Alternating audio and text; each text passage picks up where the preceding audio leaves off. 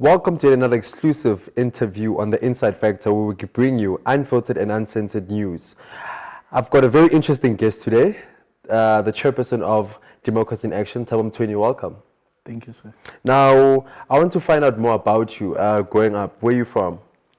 Thank you, Motiva. Just before we start, I think I feel the need to congratulate you guys on this channel. You see, in South Africa, we've had for the past 5 years or so, a media. In fact, it goes far back than that, but I think they have been very strong in pushing the propaganda. So we haven't had a media house that is unfiltered, a media house that is not controlled by outside factors. So I think as a country, we really need that type of media that is going to give us information that is unfiltered, that is going to give us information that is going to be original, that is going to come out from the people's mouth, and not a media that is controlled from in a boardroom somewhere else where we don't even know. So thank you very much for this channel, and we wish you all the best. No, thank you. I think I speak on behalf of the whole team when I say it really means a lot to us, your kind words. But we continue pushing, we can't complain all the time. I think we also have to stand on our feet and do something about it. Now, going back to Thabo Mstweni, how was it growing up for you? Well, it was fine. I guess being born in South Africa and soon after that the country getting democracy. So since 1994, we've had a democratic dispensation, but you kept on hoping that things will be better and better and better. We're sitting here today in 2020, in November, but still things are not changing, So we'll have hope by now as a country we'll have economic emancipation as well. We'll have hope that our justice system was going to favor everyone, not favor a minority as it does at this moment. So it's a bit of an unfortunate situation, if you can call it, because us as people who are a majority in this country don't enjoy as much justice system as possible, and we don't enjoy the economic emancipation, So yeah. Now, you've just spoken about how we were 26 years into democracy now, Yes. and things haven't yet changed for the black majority. Now, I want to find out about the struggle heroes that you looked up to growing up, because some of us, we looked up to your likes of your Chris Hannies. So I want to find out from Thabo Mstweni, who did you look up to growing up? Chris Hani will be one of them. There will also be other, I think the black economic, not the black economic emancipation, Abu Steve Bigo will be part of that list. I think that's the people that we grew up looking up to. Abu Mandela, Thabo Mbeki, they inspired us a lot through their politics and how they engage with the previous system. Now, I could tell that you're a very political person, and I've heard that you studied politics. Yes. Now, what prompted that move? Well, I think it's the love for justice. So, as I was saying earlier, that in South Africa, our justice system is not as just as we would want it to be. So mine specifically coming into to study politics and playing a role in politics was merely so that we can have, or I can also assist in bringing up a justice system that is going to favor us all as a country. Are we going to see Thabo Mstweni campaigning and one day running for office? Not at this moment. I think mine is in the social justice space for now, and that's when we started Democracy in Action. But at the moment, no, I'm not thinking presidency. Now, on the presidency issue, we've got a president of the country, Sir Ramaphosa. What do you think are your thoughts regarding his presidency so far? Well, Modiba, it's disappointing to say the least. You see, when the new dawn was ushered, all of us as a country, we had hoped that a new sort of government, a new sort of way of doing things, corruption, less government and everything else is going to happen as we were promised by the new dawn, as they call it. But you look at it today, 2 years down the line, nothing has changed. I think if you look at our SOEs, things are from worse to even worse. So nothing has changed. So there's a whole lot of things that we're looking up to as a country, or as me personally as a person, that I thought with the new dawn things are going to change. I remember at some point, I think it's Kwete Mantashe who said that we are going to have a president who has money, so they are not going to be corruptible. But you look at government today and look at everything that happens around government. You look at the PPE saga and everything just that is happening in government, in SOEs and everywhere else. You can see that we still have a corruption-full government instead of what we were promised, a corruption-less government. So it's very worrying, and yeah, it's very disappointing as well. Now, you've touched on the new dawn. Do you think that it's our fault as South Africans, because we had this high hopes of Cyril Ramaphosa, forgetting that this is the same person who was a deputy president for all these years? Now, how could we as a country all of a sudden think that he's going to be the Messiah? I think it's not so wrong for us to have high hopes, because we need to hope for the better, and when we are promised the better, you need to make sure that you need to support whatever new thing that you are promised, the new hope that you have been promised. So for us, the new dawn was that hope. I think we're losing hope in our government, and as the new dawn was being introduced to us, and then it became clearer to us that we are going to have a new government, a new hope was being born. Same as applies in 1994, for instance, where we were promised a democratic South Africa. That was a new hope that was coming. We were promised a justice system that is going to favor us all. But we sit here today, that new hope, that hope that we had in 1994 is gone. We were promised economic emancipation. And as we sit here today, that economic emancipation is gone. It's not where to be seen. So yeah, I don't think it's our fault as people, because as we traverse in this life, we keep on hoping and hoping and hoping for the better. And if we are promised the better, you will certainly hope for the better. And then yeah. Do you think that black people are united in terms of fighting for economic freedom? Do you think that we're so united and so untouchable that nobody can, all these forces and all these cabals cannot kind of break us away into different factions? Do you think as the black community we're ready for economic freedom? No, we're not. We are ready for the economic freedom, but we are not united.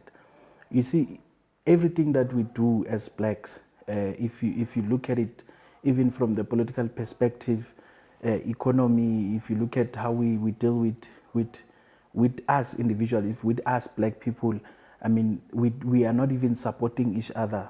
And I think that is a problem for me, that we are not united. That's why we are not achieving so many things. So if we come together as a country, as people, to say that our concentration now, as young people, we want to fight for economic emancipation. So that means that if, for instance, we have to go out there and demonstrate to government that at this moment we are serious about achieving that economic emancipation, we can do it. But because we are not united, you look at the issues of young people, the youth is not united. So there isn't anything that we can achieve, because we are all looking at ourselves individually instead of looking at the collectives. So I think we need to start learning to come together and fight some of these things together, so that we can have a stronger voice and we can have more impact. You look at what is happening today in Nigeria with the SARS. It's young people basically from Nigeria that came together, and then they started fighting that injustice in their country. Whether they are dying in their numbers or not, their goal is to see that SARS has been addressed, that injustice has been addressed. And I think from the international perspective, we can all see what is happening in Nigeria, and we are with them in our prayers, and we hope that Africa and all of us in South Africa, we can start learning from countries like Nigeria on how they approach some of these issues. Yes.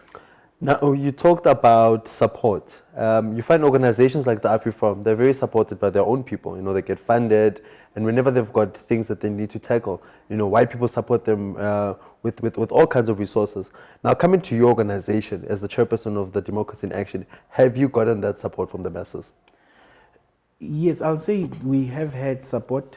in different activities that we do. So yes, the organization itself is growing in numbers. So we can see, like, if we start a campaign, asking for donation for a particular cause, then people start donating towards that cause. So we can see that the consciousness in people is growing, and people are starting to support us as an organization. Of course, we want to sit here maybe 5 years down the line, and we'll have built a very strong organization, a civil society organization that most black people can identify to, like the AfriForum. So that's our goal. That's where we want to see ourselves. That is our vision. So yeah, we will really appreciate the support from everyone, or from every black person. We're not saying this organization is exclusively black, but we're building an organization that is going to fundamentally look at the injustice system of the country as it is now, and try to build a just system, assist in protecting our institution of democracy, because this 26 years is a very young democracy. So we must strengthen it so that we can build a better future for the generations to come. Now, walk me through some of the projects that Democracy in Action has been a part of, and the results that have come from that. Well, I'll mention one of the projects that we've done, of which is the campaign to support the public protector, Advocate Bosasa. We have a Hands Off the Public Protector campaign, where we, if you remember, I think it was 2019 in July, when a constitutional court issued a very disappointing judgment that said that the public protector need to pay for personal cost from her own pocket. So as an organization, then we came together and said we will assist the public protector so that she does not have to pay that money from her pocket. And then we went around the country, we spoke to people from different platforms, and people donated. We asked them to donate for their cause, and people donated, and were able to raise the funds to pay that legal cost, or to pay those personal costs on behalf of the PP.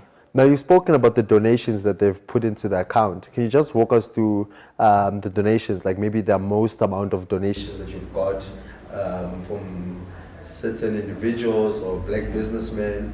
Yeah, we've received a number of donations from different people. From I think at large it was members of the community from all walks of life, and the lowest deposit we've received, I think it was a 10 rands deposit. Majority of the deposits that we're receiving was between the 50 rands, 100 rand, and 150, 200, and somewhat around the 500 rands. The biggest amount of deposit that we received was it was 4,500 rands, and then from there we only received 1.6, and we also received a donation from Swaziland, and yeah, we also had other amounts, varying amounts. But what was interesting about the donations that we received, it was not from organizations, so it was not from business, it was from ordinary people that were donating these 50 rands to this cause to protect the PP. And I think on that specific campaign alone, we raised over 300,000 to pay the cost for the PP.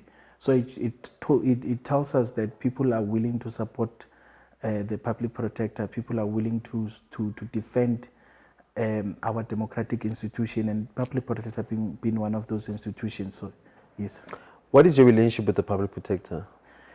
Well, I wouldn't say there's a relationship per se with the public protector, but we came as an organization and we saw that there is a need for a civil society organization to support and protect the public protector's office. And that's when we come in and said, as an organization, we feel that there is unfairness on how mostly politicians are dealing with the public protector. And you would remember, I think about a few weeks ago, Minister Fikile Mbalula tweeted about people that I think they were against him or something, and Watagabasabi, and the public protector found herself in that list.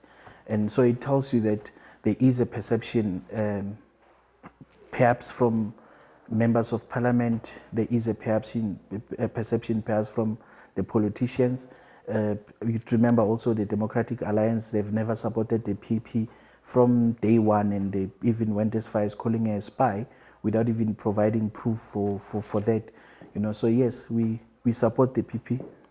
Now, as regards to the Democracy in Action, as an organization, why do you feel the public protector is being attacked? The main reason why? Because I think from society, there are different aspects as to why the public protector is being attacked. I want to find out from an organizational perspective, why do you think the public protector is being attacked? So you'd remember that when the public protector started as a public protector, there were people, I think, and organizations that thought that they are not touchable. They are untouchable, as those organizations will put it, that they control the economy, they control the politics. I think what is known today as WMC, the white monopoly capitalist. So when she came into office, she started investigating that. And what made it even worse was the Bosasa matter, the donation that the CR17 campaign received from Bosasa. So I think the public protector has been punished because of that specific donation that the CR17 campaign received.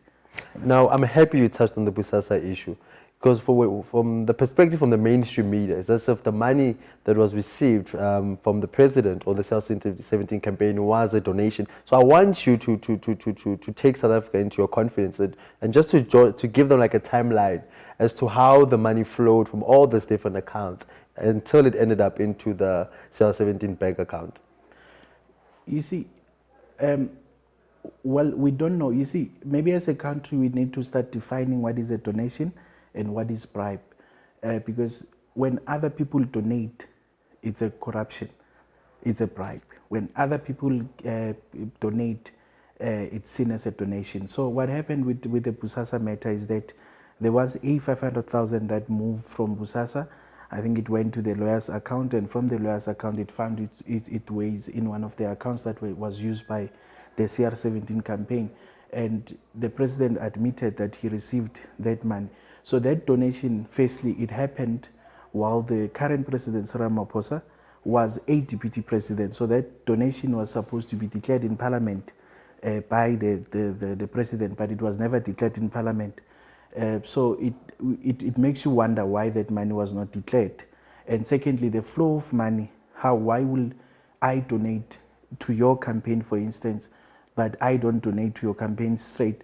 It moves from my account, it goes to your lawyer's account, and then from your lawyers, it finds its way to your account. So that trail, it's very questionable.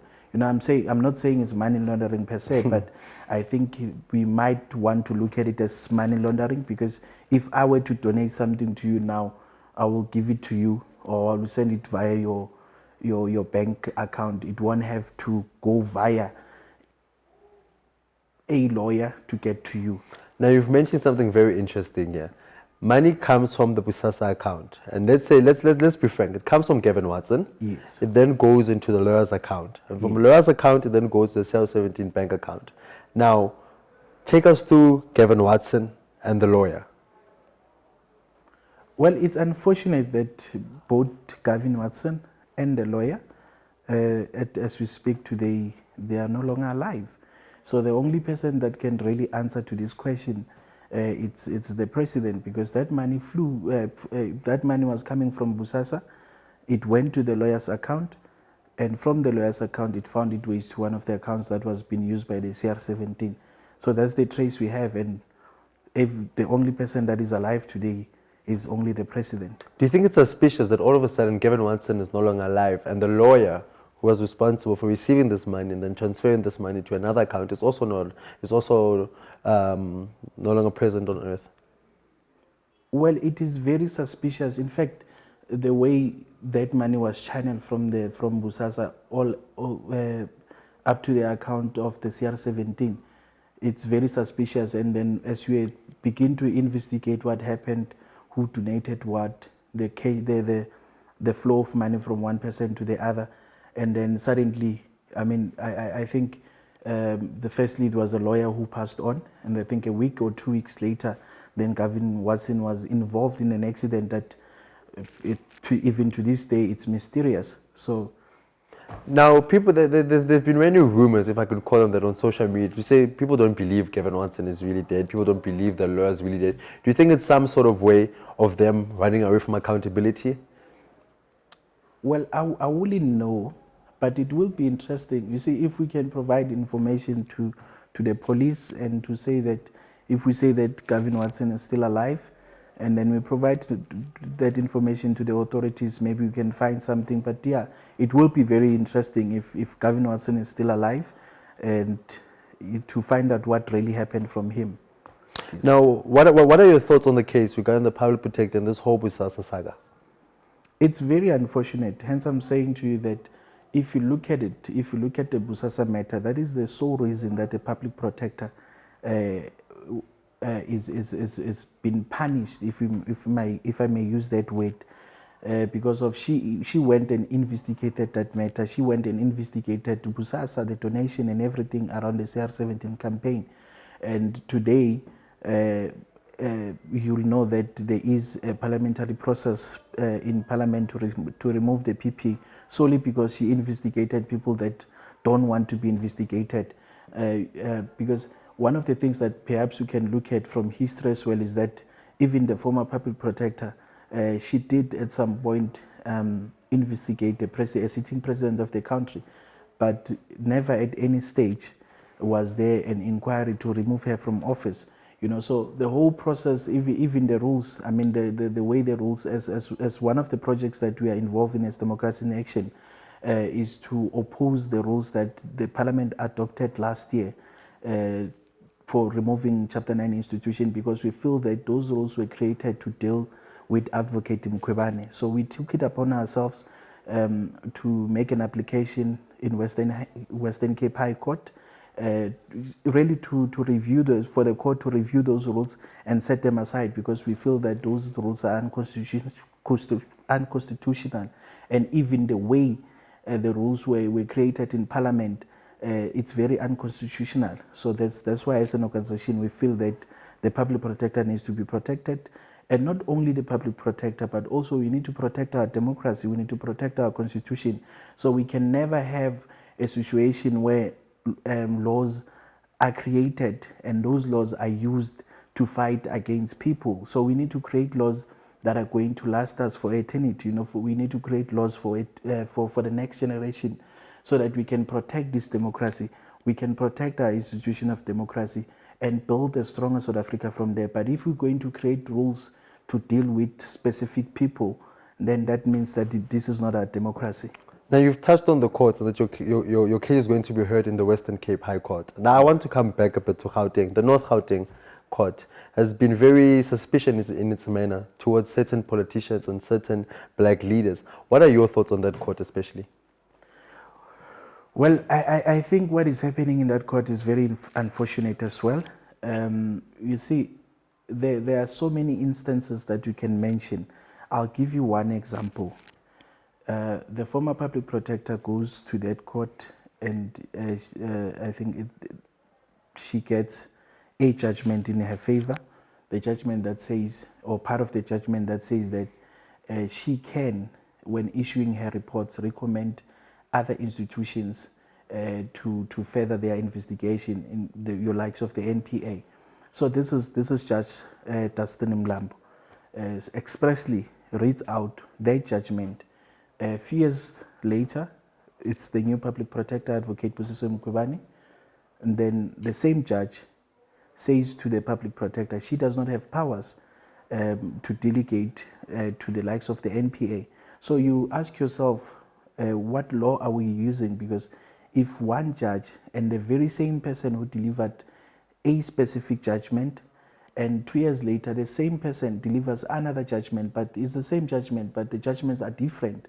So it makes you wonder, which law are we using? Are we using the law of person when someone is involved that we don't like?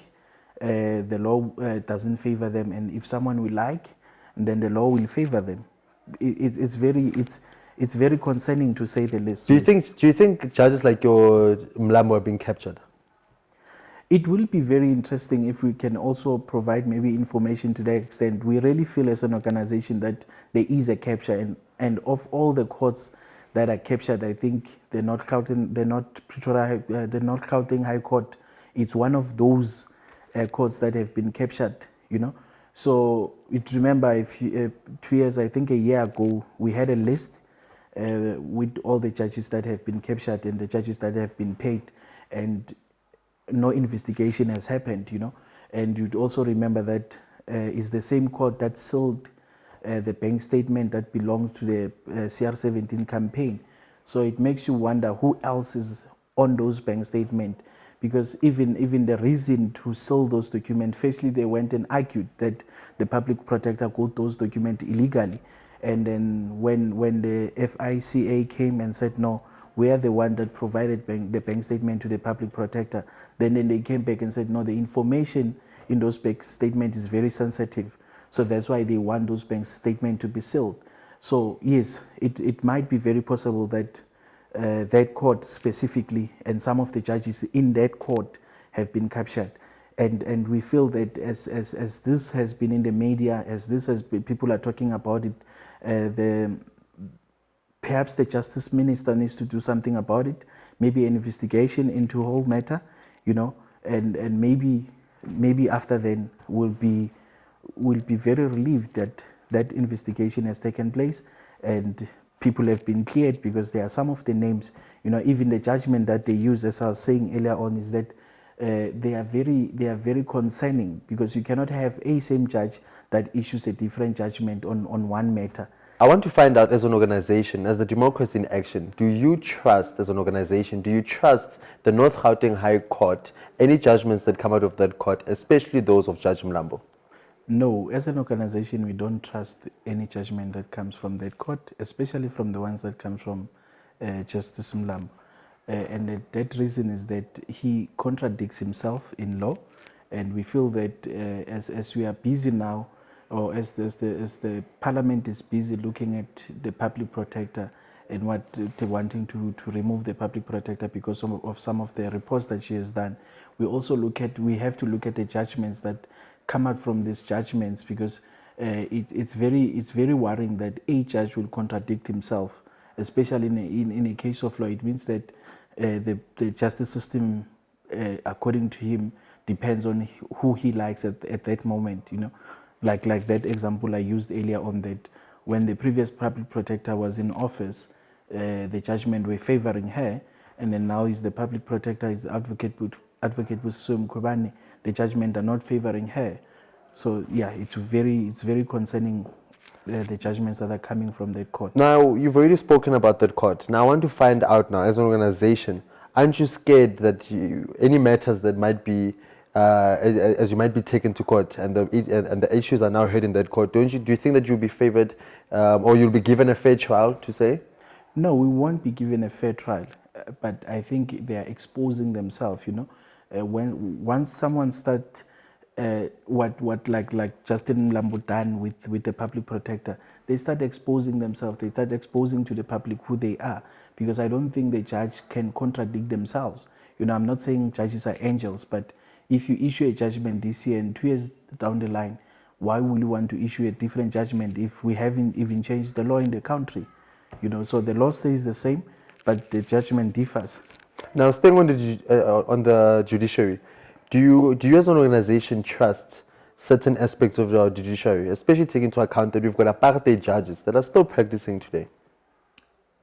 I think it's very concerning that we still have apartheid judges in the system. So that's why we don't trust those judgments. We don't trust the judges themselves. I mean, the issues that comes out from even the bank statement, the ones that have been sealed. I mean, we're told that some of the judges appear on those statements. So it's very concerning. You know, the whole issue about judges and judgments. It's very concerning. Now, I want to move to another issue now. The Democracy in Action, your organization, opens a bank account. Yes. To have crowdfunding for the public protector. All of a sudden, days later, weeks later, the account gets closed. Now, take us through that. What was the reason why your account was closed? Okay, what happened is that when we started the organization, we opened a bank account with FNB, and then we started using that account to run the organization like any other organization. So, few months down the line, we started a campaign to receive donations through the same bank account to pay for the personal costs for the public protector. This was last year in November. So we received a letter from the FNB that they want to close down their account. But we are surprised why they would want to close their account. And then we wait and see. We did not do anything about it, and nothing happened. In fact, the account was supposed to be closed in Feb this year, but nothing happened. So we are happy that the account was still in operational. It came this year just before lockdown. The public protector was issued with the amount to pay for their judgment, and then we used the same account to pay for that cost that she had to pay personally. And then, happiness, everything goes well. And then there's another judgment from the Constitutional Court that says that the public protector needs to pay personal cost again. Then we start a campaign to receive donations to pay for that personal cost order. And 2 weeks down the line, we received the same letter dated this year, this time, that the FNB is going to close down our account effective from the 18th of November in the next 2 weeks. But they failed to even give us a reason. The only reason that is written in that letter that they gave us is to say that they have a right to open an account and they have a right to close their account at any time. So they are exercising that right to close their account. So we were not even given a reason why they would want to close down their account. So where I am sitting now, I take it that the bank is involved in politics, because and it will be a very sad situation if our banking systems now, or if our banks are involved in politics, because that is the space where we play as an organization, and other political parties. But for banks, it's not their space to play. We cannot have a bank that is involved in politics. So we are very concerned about FNB to an extent that we've even asked our lawyers to look at the matter, and we are looking at other options now in terms of where we take the matter, either through the bank's ombudsman, or we approach the court to, at least for FNB to give us reasons why are they closing our account. Look, and I mean, I'm very touched by this issue, because FNB just decides to close down your account without giving you any proper reasons or any legality so far. Now, do you think that as black people, it's about time that we come together and open up our own banks, open up our own schools, and open up our own institutions as black people? Yes, I think the time has come. When I was talking about the economic emancipation earlier on, these are some of the things that as a nation we need to start building from ourselves. Black people need to come together, and we open our own banking system, or open our own bank account, banks, so that we can start employing people. We can start making sure that money circulates amongst ourselves. So we really need to start looking at issues like that, issues of opening banks as a society, so that we do not depend on other people's banking system. So because now they open their accounts when they want, and then now they say that they can close them when they want. I mean, we don't want the bank. Do you think black organizations are being attacked? And I want to ask this because AfriForum has a bank account with FNB. And we know AfriForum to be that racist organization, to be right-wing, and to fight for the interest of white people. But not even on a single day did they get a message from FNB to say we're closing your account. Do you think that black organizations are being attacked by institutions? Yes, we are being attacked because I think it's an organization like Democracy in Action is one of those organizations that represent black people. I mean, you look at BLF, for instance, they had their accounts closed, so it's not only them, it's not Democracy in Action, it's not BLF alone. There's other institutions, black organizations that has had their accounts closed. They go as far as closing bank accounts that belongs to individuals, that seem not to be supporting a particular cause, So yes, I think we are all under attack. Now, I want to find out from you. We've got a black government today. that's in charge. I mean, we've had a black government for 26 years now, and you find the black institution, I mean, black organizations are being attacked while we have a black government. Do you think that our black government is lenient on these institutions, that they should be called into order? Yes, I think that is a point that the government today is very lenient towards people that used to control the economy, people that used to control South Africa before. I mean, if you remember very well, I think it was 2 years ago, Patrice Motsepe stands up in Parliament and accuses the president of being of working with the previous government at some point. And if you go back in history again, you would learn that when NOM was formed, the secretary at the time was the president, who was funded by the Ruperts. And as we sit here today, there are allegations that South Africa has been controlled from Stellenbosch. So effectively, when you put all this together, it somewhat tells you which direction we are going. It somewhat tells you our political landscape is being controlled somewhere. Our politics or our democracy has been controlled somewhere else. And the very same people who were involved in controlling the economy then, they are still the very same people that are involved in controlling this economy. So, and that's the reason we're saying that we are not going to get economic emancipation if we have the same people that are being protected by government, you know. So yes, the very same government that we voted for as black people is protecting the minority today. Yesterday, I'm on Twitter, I read an article that says businesses no longer need to be 51% black owned to receive contracts with public entities. Why do you think that has happened? Again, it's one of those unfortunate situations that we've seen since the beginning of the new dawn. So everything that the government has worked hard for, you know, since 1994, everything has been reversed back. We are going back now. So we are giving more power and more power to white people today, and which we are trying to, at some point, the government was trying to correct all the mistakes that have been done by the previous government. But today, as we sit, 26 years later, all those decisions to correct all the wrongs that have been done have been undone themselves. So it's very concerning. It's very worrying that we'll have a government that does not favor us as black people, the government that favors the minority. You know, the 51%, it was, well, other people say it did not benefit many people, but the truth of the matter, we did benefit as a country from that, because if you look at the apartheid system, it was created as a color-based system. So meaning that white people were benefiting more from the system than us, the black people.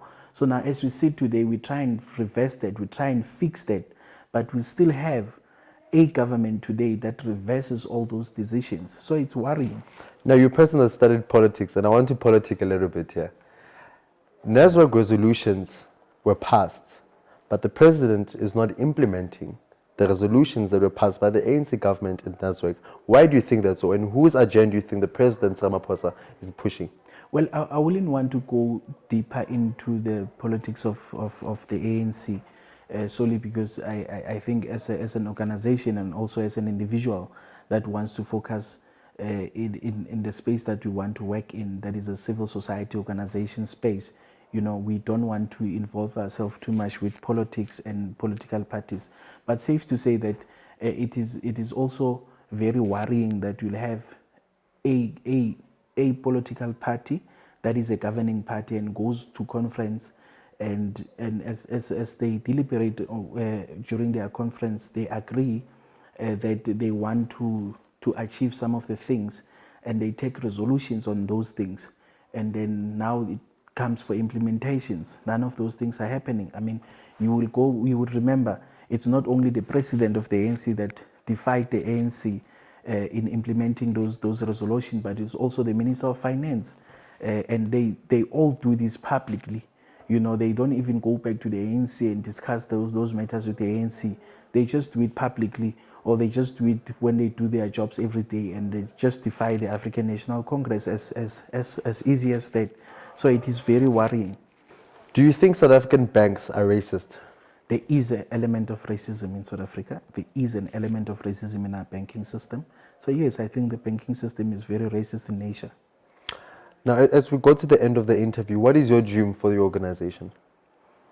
You see, the, as an organization, obviously we want to see this organization growing to represent more black people.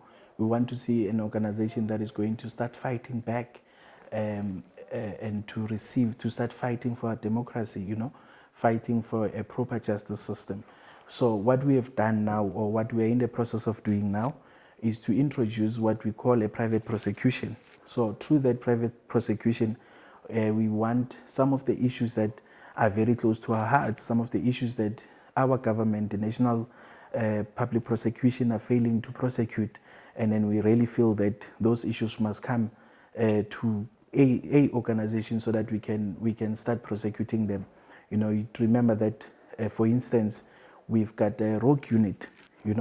The rogue unit has never been all the people that were involved in rogue unit have never been prosecuted, and there is evidence to prove that the rogue unit did exist. So, and we feel that it was incorrect for the NDPP to refuse to prosecute that matter of rogue unit. So we feel as an organization that it's high time we also started a private prosecution, and then if the National Director of Public Prosecution refuses to prosecute on some of the matters, then we can ask them so that we can prosecute this matter privately, because we really feel that we cannot build a justice system that is not balanced, you see. So you'll also remember that some of the issues that are happening now in the country is that you have Vincent Smith, who received bribes. I think this time they call it bribes from Bosasa. And you also have the president of the country that has admitted to receive a donation from Bosasa. So effectively, it's the same company that gives out a bribe here, but on the other side gives out a donation. So we need to, as a country, we need to build a justice system that will allow us to know which one is a bribe, which one is a donation. Because Vincent Smith received a bribe, and then why will a president receive a donation? How do we classify the two? When is a donation a bribe? When is bribe a donation? So we cannot build a justice system that is not just. We cannot build a justice system that it's based on people and based on who we like at that moment. So if Bosasa was giving out donation, let everything that they were giving out be donations. But if Bosasa was giving out bribes, let everything that Bosasa gives out be bribes. So I think for us as an organization, we want to build a justice system, or we want to assist South Africa to build a parallel justice system, a justice system that favors everyone. It does not look at who you are, does not look at your position, whether you are a president, whether you are a member of parliament, or an ordinary man on the street. That's that's the justice system that we want to see happening in the country. Now you've went back to Bosasa, and I want to ask something with regards to Bosasa. We've had the testimony by Greasy and him, taking out files. What are your thoughts on the State Capture Commission? Well, it has become a circus. The State Capture Commission has become one of those. I think I don't even have a perfect word that I can use to describe that commission, because as it progresses every day, no one brings evidence. So it's just a commission that people comes, if I don't like you, and then I say something bad about you. And it's worrying that you will hear that the investigators of the State Capture Commission, when they start to discuss with a witness, they tell them that no, do not look at this direction. We want you to focus on these matters. And I think it's more than 3 people that has raised that matter. So that's one.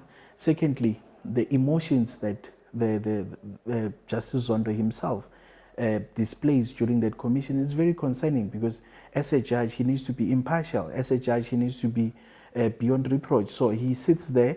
If he doesn't like you, he shouts at you. If he likes you, he speaks to you very nicely. I mean, you'll also see same commission, the issues of Pravin Gordhan, Minister Pravin Gordhan not wanting to appear at the State Capture Commission, but there has never been a press conference.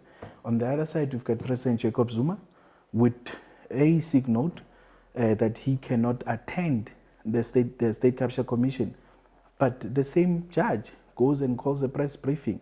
So it makes you wonder, why double standards? If Minister Pravin Gordhan cannot attend State Capture Commission and there's no press briefing, why isn't the same afforded to Zuma? Do you think Pravin is being protected? Very much so. Pravin is being protected by all these institutions.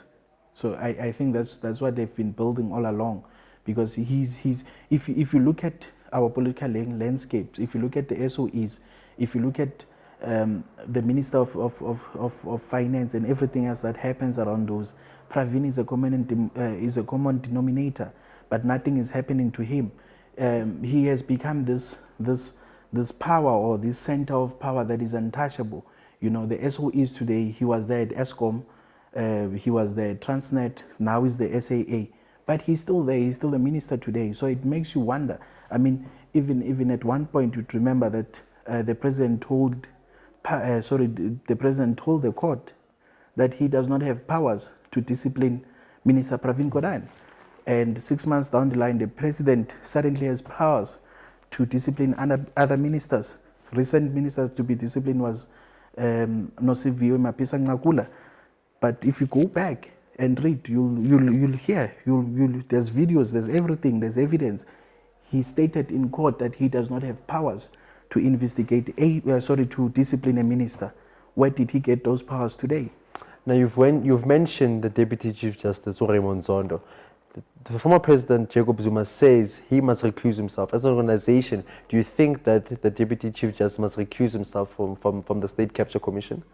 He must recuse himself, but I think more than that, that commission needs to close doors, because we are wasting money. Nothing fruitful comes out of that commission. There hasn't been anything, but there hasn't been anything that comes out of that commission. So it has become a talk show. It has become, if you don't like someone, you just go there and say so-and-so did this and that. That's it. Now, how can people get in touch with the Democracy in Action? And how can people be a part of this organization? Okay, we have our website where people can visit, which is www.democracyinaction.org.za. And then I think all the information is there. They can also send us an email on info@democracyinaction.gov.za. Well, Thabo Mstweni, thank you for that interview.